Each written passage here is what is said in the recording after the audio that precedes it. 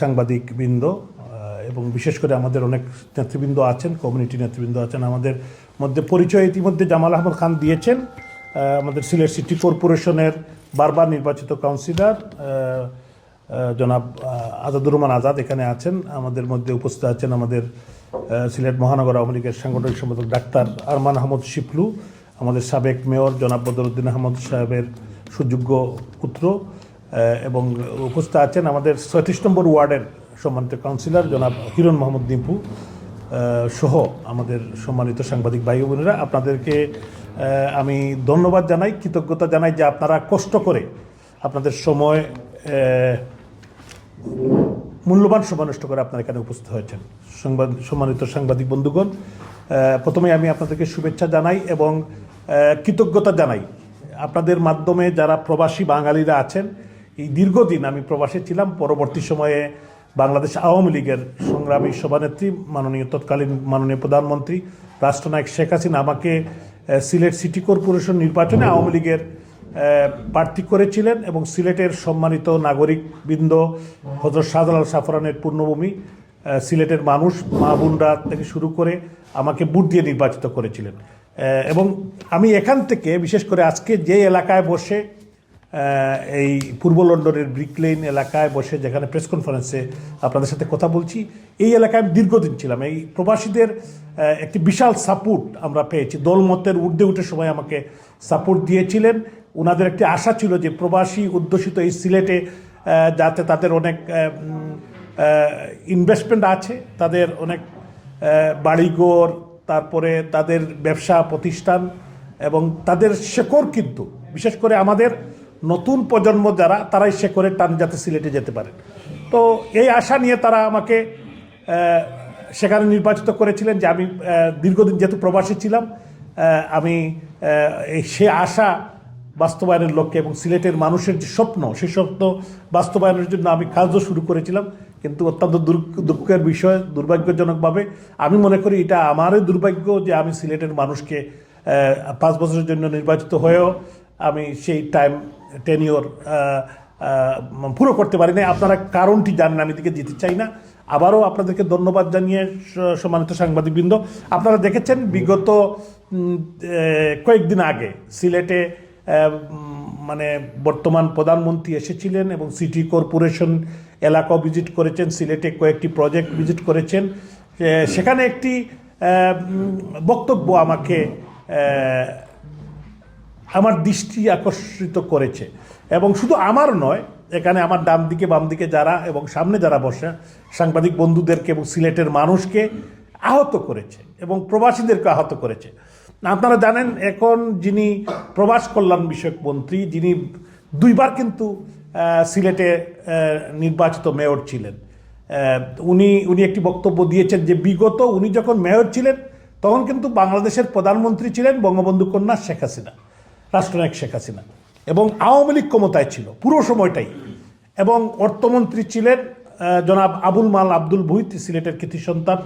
পররাষ্ট্রমন্ত্রী ছিলেন উনার অনুজ ডক্টর এ কে আব্দুল মুবিন, উনি সিলেটে 1 আসনের, দুজনেই সিলেটে 1 আসনের সংসদ সদস্য ছিলেন। একজন অর্থমন্ত্রী ছিলেন, একজন পররাষ্ট্রমন্ত্রী ছিলেন।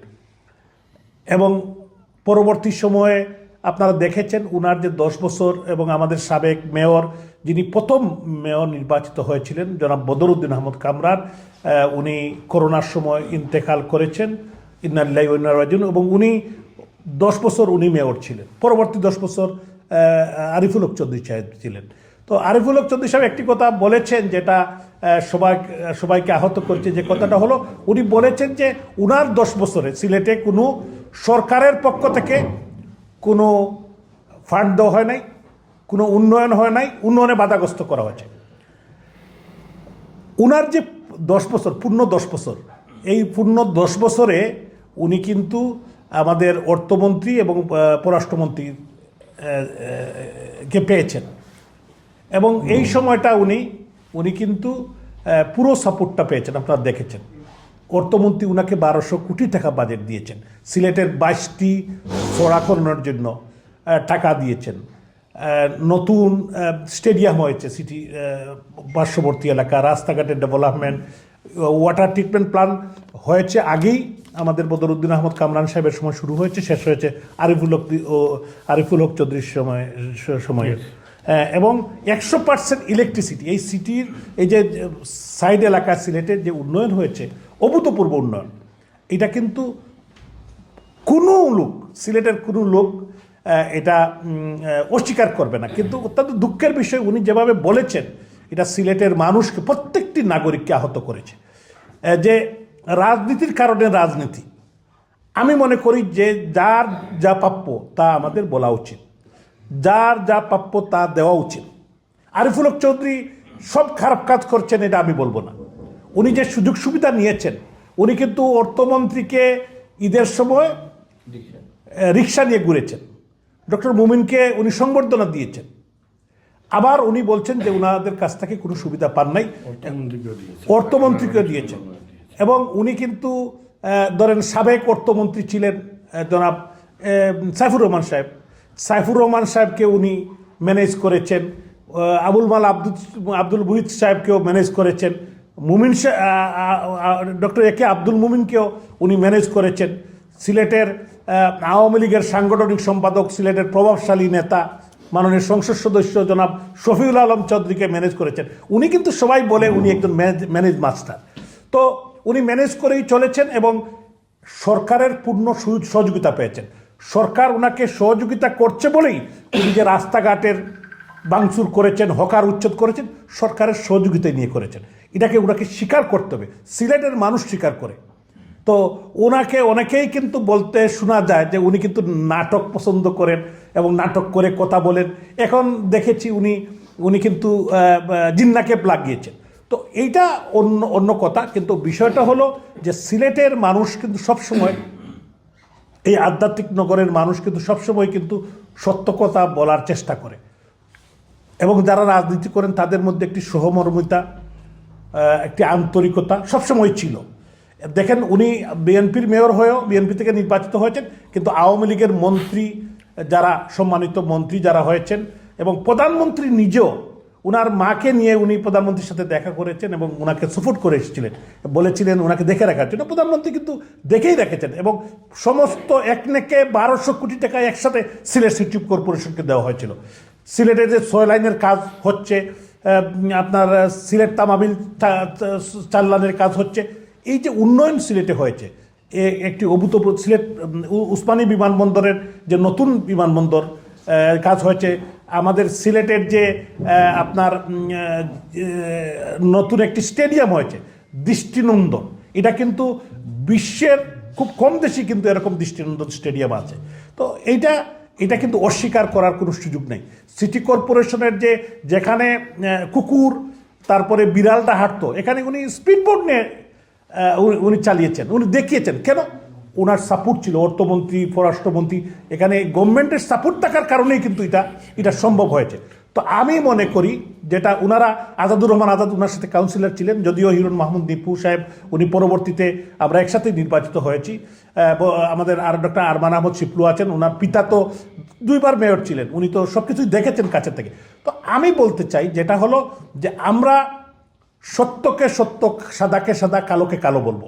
এটাই আমরা বলতে চাই যে সিলেটে আওয়ামী লীগের যে উন্নয়ন, আমি ওনাকে একটি কথা বলতে চাই, উনি বা ওনারা যারা মন্ত্রী হয়েছেন বা বিএনপি থেকে এমপি নির্বাচিত হয়েছেন, তারা কিন্তু একটি প্রেস কনফারেন্স করার জন্য আপনাদের মাধ্যমে, সাংবাদিক বন্ধুদের মাধ্যমে করে, যে আগে কি হয়েছিল বিগত 15 বছর 20 বছর, আওয়ামী লীগ কিন্তু 20 বছর ছিল, 20 বছর 5 মাস ছিল। এই 20 বছর 5 মাসে কী উন্নয়ন হয়েছে, কী পদক্ষেপ নেওয়া হয়েছে, আর এখন থেকে তারা আগামী 5 বছর তারা কী করতে পারে। এখন যে উন্নয়ন, যে উদ্বোধন তারা করছে, সবই তো আওয়ামী লীগের উন্নয়ন, মাননীয় প্রধানমন্ত্রী শেখ হাসিনার উন্নয়ন। এটা তো অস্বীকার করার কোনো সুযোগ নাই। 2 মাসে তো তারা সব চেঞ্জ করতে পারেন নাই। রূপপুর আপনার পারমাণবিক বিদ্যুৎ কেন্দ্র ওনারা কিন্তু উদ্বোধন করছেন, কিন্তু এটা তো বঙ্গবন্ধু কন্যা শেখ হাসিনা উনি করে দিয়েছেন। আপনার মেট্রো রেল বলেন, 3rd টার্মিনাল বলেন, টানেল বলেন, চিটাঙ্গের সব কিছু যে উন্নয়ন কিন্তু এই সরকারের পক্ষ থেকে। ঢাকা সিলেট 4 লাইন, তো 6 লাইন, তো এইটা কিন্তু মাননীয় প্রধানমন্ত্রী শেখ হাসিনা উন্নয়ন, এটা অস্বীকার করার সুযোগ নেই। আমরা কিন্তু বিএনপি যদি ভালো কাজ করে আমরা বলবো, অসুবিধা তো নাই। কিন্তু আসল কথাটা হইল যে আপনাদের মানে সবসময় আমি সাংবাদিক বন্ধুদেরকে অনুরোধ করব যে সিলেটের মানুষ হিসাবে এই প্রবাসী অধ্যুষিত এলাকা আজকে দেখেন প্রবাসীদের বাড়িঘর আমরা চেষ্টা করেছি, আমি আমার 8 মাসের টেনিয়রে আমাদের এখানে সম্মানিত নেতৃবৃন্দ আছেন যে সিলেটের প্রবাসীদের বাড়িঘর যাতে কেউ দখল না করতে পারে। এখন খুন রাহাজানি ছিনতাই অহরহ হচ্ছে, এইটার দিকে খেয়াল না করে তারা কিন্তু অন্যান্য দিকে নাটক শুরু করেছেন। আমরা আরেকটি বিষয় হলো আমি যেটা দেখেছি যে তারা অনেকেই নির্বাচিত আমাদের সিলেট 1 আসনের যিনি নির্বাচিত সংসদ সদস্য এবং যিনি মন্ত্রী আমাদের বাণিজ্য এবং শিল্পমন্ত্রী খন্দকার আব্দুল মুক্তাদির সাহেব, উনি একজন ভালো মানুষ আমি মনে করি। আরিফুল হক চৌধুরী সাহেব একজন ভালো মানুষ, আমি এটা অস্বীকার করব না, কিন্তু ওনাদের সাথে দেখে যদি আমাদের আওয়ামী লীগের নেতৃবৃন্দের বাড়ি জ্বালিয়ে দেওয়া হয়, বাড়িঘর পুড়িয়ে দেওয়া হয়, বাড়িঘর ব্যবসা প্রতিষ্ঠান দখল দেওয়া হয় এবং আমাদের নেতাকর্মীর উপর নির্যাতন করা হয়, এই সিলেটের কথাই বলছি, এবং আমাদের 2 জন কর্মীকে হত্যা করা হয় ফখর এবং লৈলুসকে, তো এইটা তো অতীতে কোনোদিন বিগত আওয়ামী লীগের 20 বছরে তো হয় নাই, কেউ বাড়িঘরে হামলা হয় নাই, তাদের বাড়িঘরে, তার তো সিলেট শহরেই ছিলেন, এই 2 জন শহরে ছিলেন না, আপনারা সবাই জানেন ছিলেন, ওনাদের কোনো নেতৃবৃন্দের বাড়িতে কোনো হামলা করা হয়নি, তারা কিন্তু এই জিনিসটি করেছেন। তো আমি মনে করি যে আমরা একটি সৌহার্দ্যপূর্ণ রাজনৈতিক পরিবেশ দেখতে চাই আগামী দিনে, এবং এটার জন্য যারা এই পরিবেশ সৃষ্টি করবেন তারা যারা যে এই কাজগুলো যারা করছেন তাদের জন্যই তারা হয়তো রেখে যাচ্ছেন, কারণ মানুষ কিন্তু ভুলবে না, আগামী প্রজন্ম ভুলবে না, রাজনীতিবিদরা ভুলবে না, সিলেটের মানুষ কিন্তু ভুলবে না, যে যাই করুক না, আমি যদি খারাপ কাজ করি আমাকেও মানুষ ভুলবে না। তো আমি আপনাদের মাধ্যমে বলতে চাই, বিশেষ লম্বা করতে চাই না, আপনারা সবাই ভালো থাকবেন, সুস্থ থাকবেন। এই আধ্যাত্মিক নগরী সিলেটের মানুষের প্রতি আমি আপনাদের মাধ্যমে মাননীয় প্রধানমন্ত্রী, জাতির জনকের সুযোগ্য কন্যা রাষ্ট্রনায়ক শেখ হাসিনাকে আমি ধন্যবাদ জানাই, কৃতজ্ঞতা জানাই যে উনার সরকারের সময় এই সিলেটের মানুষের জন্য যে উন্নয়ন বা যে টাকা পয়সা বরাদ্দ দিয়েছে সিলেট সিটি কর্পোরেশন সহ, এই জন্য সমস্ত সিলেটবাসীর পক্ষ থেকে, প্রবাসীদের পক্ষ থেকে। এই যে আরেকটি কথা, আপনারা আমাদের যে বিমানের ডাইরেক্ট ফ্লাইট, এটা কিন্তু মাননীয় প্রধানমন্ত্রী করে দিয়েছেন, এই যে রিফিউলিং স্টেশন, এটাও উনি করে দিয়েছেন। তো এইটা এই জন্য প্রবাসীদের পক্ষ থেকে, সিলেটবাসীর পক্ষ থেকে উনার প্রতি কৃতজ্ঞতা জানাই। আমি কৃতজ্ঞতা জানাই আমাদের সিলেটের কৃতি সন্তান সাবেক অর্থমন্ত্রী জনাব আবুল বাল আব্দুল মুহিত, উনি আমাদের মধ্যে বেঁচে নাই, আল্লাহ তাআলা যাতে উনাকে জান্নাতবাসী করুন।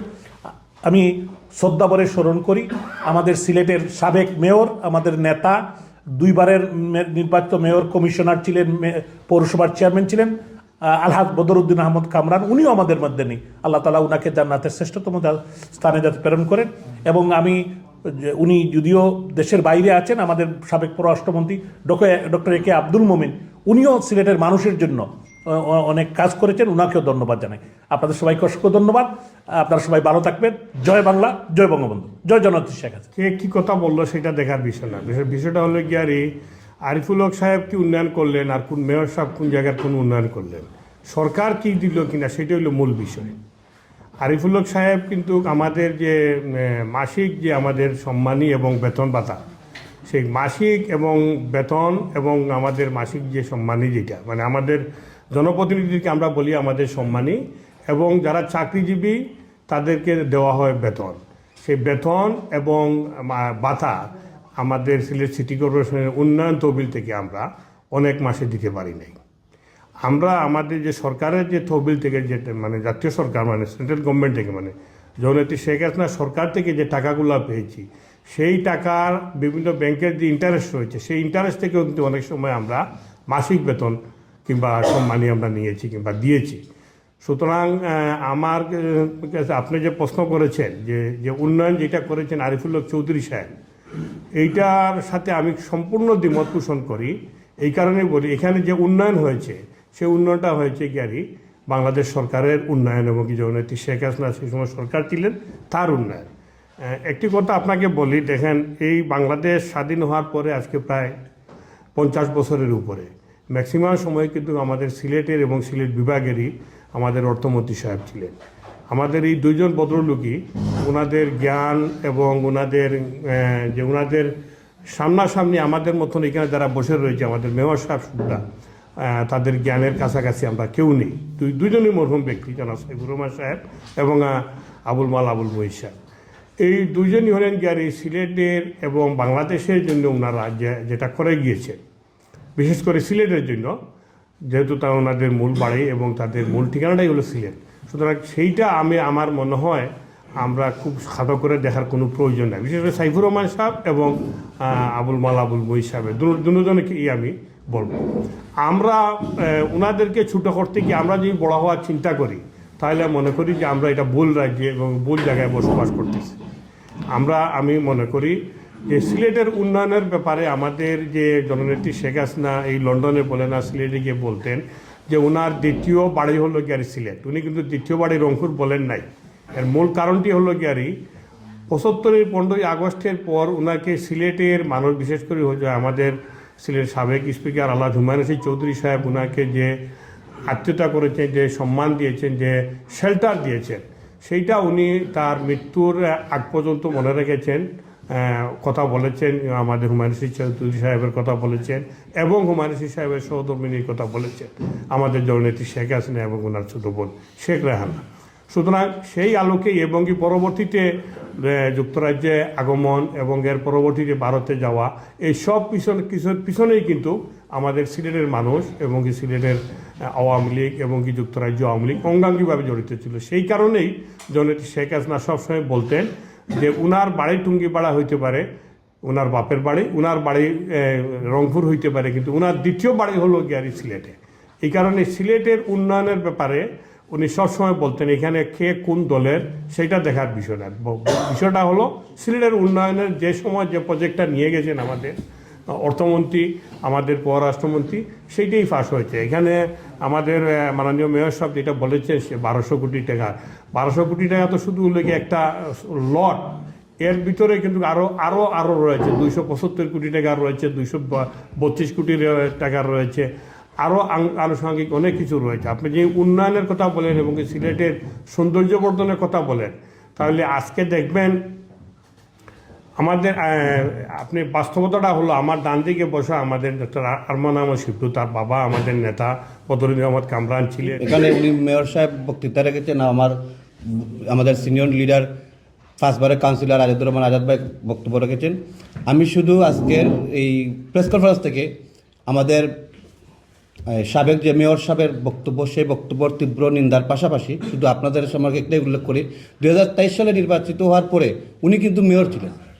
আমরা যদি উনার মতো অকৃতজ্ঞ হইতাম, তাহলে উনার আমলে উনাকে নিয়ে আমি আমার ৩৬ নম্বর ওয়ার্ডে 2টি কাজের উদ্বোধন করিয়েছি ওই আমাদের সাবেক মেয়র এই আরিফুল হক চৌধুরী সাহেবকে নিয়ে। এখন পর্যন্ত আমার ৩৬ নম্বর ওয়ার্ডে 2টা মাইল ফলক রয়েছে উনার নামে। আমরা উনার মতো উনি যে বক্তব্য দিয়েছেন সেই বক্তব্যর তীব্র নিন্দার পাশাপাশি ওনাকে আহ্বান করব, আপনারা প্রতিহিংসার রাজনীতি পরিহার করুন, সুস্থ সুন্দর রাজনীতি বজায় রাখুন। ইনশাল্লাহ দেশের জনগণ যদি আপনাদেরকে ভালোবাসে তাহলে আপনারা পাসপোর্ট টিকতে পারবেন। আর এভাবে যদি মিথ্যা ফুলঝুরি জড়ান তাহলে আপনারাও বেশি দিন টিকতে পারবেন না। ধন্যবাদ সবাইকে, আপনারা যারা এখানে উপস্থিত হয়েছেন তাদেরকেও ধন্যবাদ। আর পাশাপাশি আজকের এই ৩৬ নম্বর ওয়ার্ডবাসীর প্রতি আমি দুঃখ প্রকাশ করছি। আপনারা অনেক আশা আকাঙ্ক্ষা নিয়ে আমাদেরকে ভোট দিয়েছিলেন, নির্বাচিত করেছেন, হয়তো আমরা আপনাদের সেই আশা প্রত্যাশা পূর্ণ করতে পারি নাই। এর জন্য আপনারা জানেন কেন করতে পারি নাই, সেদিকে না আমরা গেলামই না। অনেক দেশের রাষ্ট্রীয় বিষয় আসার কারণে আমি আবার আপনাদের কাছে দুঃখ প্রকাশ করছি। জয় বাংলা।